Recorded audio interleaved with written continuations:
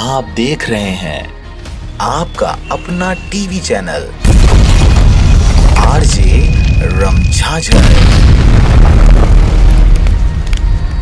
जज्बात के रंग, भरोसा के संग।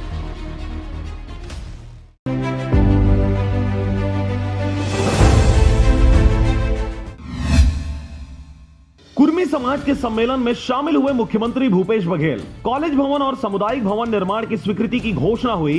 धान खरीदी की मात्रा और भागीदार किसानों की संख्या में निरंतर इजाफा।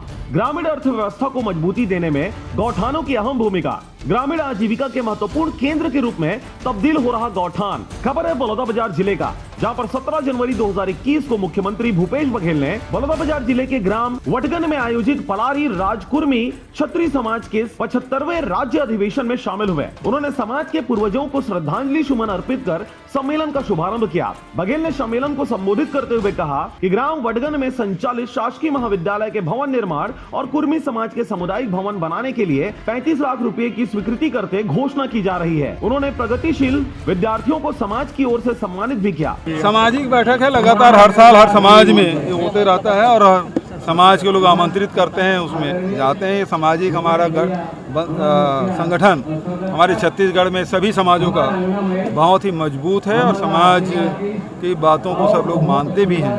तो समाज में जो समरसता है, भाईचारा है, प्रेम है, ये बना रहना चाहिए। और एक हमारे समाज, छत्तीसगढ़ी समाज जितने हैं वो सब कृषि से जुड़े हुए हैं। तो कृषि के बारे में या धान खरीदी के बारे में भी बात हुई, सारी बातें स्पष्ट हुई। सम्मेलन की अध्यक्षता कुर्मी समाज के केंद्रीय अध्यक्ष डॉक्टर राम कुमार सिरमौर ने की।